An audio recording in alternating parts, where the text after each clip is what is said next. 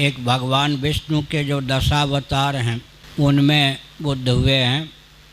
जितने भी कर्मकांडी भारत, नेपाल, भूटान में हैं बौद्धावतारे ऐसा पढ़ते हैं, लेकिन बुद्ध कौन हुए इसका ज्ञान उन्हें नहीं है। एक बुद्ध हुए हैं नेपाल में, उनकी ससुराल भी नेपाल में, उनका जन्म भी नेपाल में, वो क्षत्रिय कुल में हुए हैं। उनको सिद्धि भले ही बौद्ध गया में हुई हो, लेकिन जन्मस्थल की दृष्टि से वो नेपाल में हुए हैं और क्षत्रिय कुल में हुए हैं।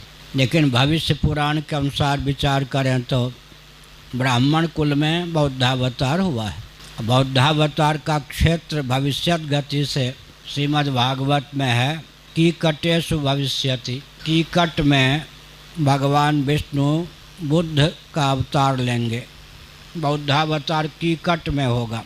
कीकट शब्द का प्रयोग ऋग्वेद में भी किया गया है और सायणाचार्य के भाष्य में यह कहा गया देश या क्षेत्र विशेष का नाम कीकट है, लेकिन वो क्षेत्र विशेष कौन है ऐसा वहाँ नहीं लिखा गया।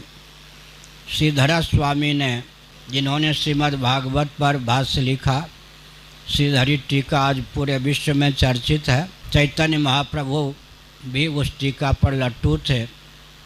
उन श्रीधर स्वामी ने कीकट का अर्थ किया है गया क्षेत्र। कीकटेषु भविष्यति, कीकट का अर्थ गया किया है, गया क्षेत्र। हमने लगभग 10 वर्ष पहले ही यहाँ के कई महानुभावों से कहा कि गया क्षेत्र में, जैसे पुरुषोत्तम क्षेत्र है उसके अंतर्गत पुरी है। पुरी का नाम ही पुरुषोत्तम क्षेत्र नहीं है, पुरुषोत्तम क्षेत्र के अंतर्गत पुरी है। इसी प्रकार कीकट क्षेत्र के अंतर्गत गया भी है। चारों ओर अनुसंधान होना चाहिए कि ब्राह्मण कुल में भगवान बुद्ध का अवतार कहाँ हुआ।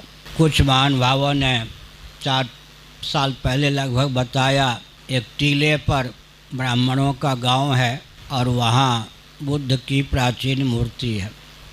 मैं एक संकेत कर दूं, अग्नि पुराण में भगवान बुद्ध का ध्यान बताया गया।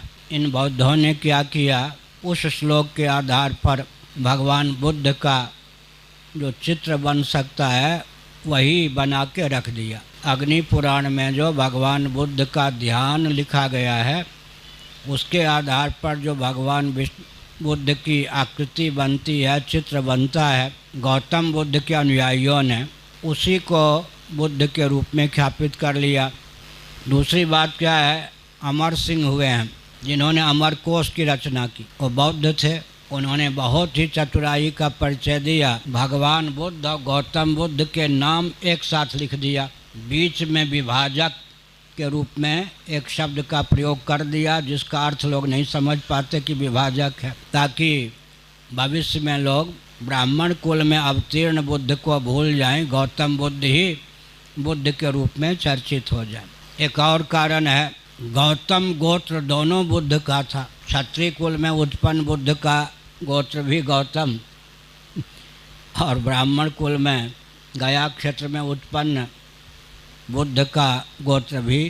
क्षत्रिय वैश्य के गोत्र तो ब्राह्मणों के आधार पर, ऋषियों के आधार पर चलते हैं।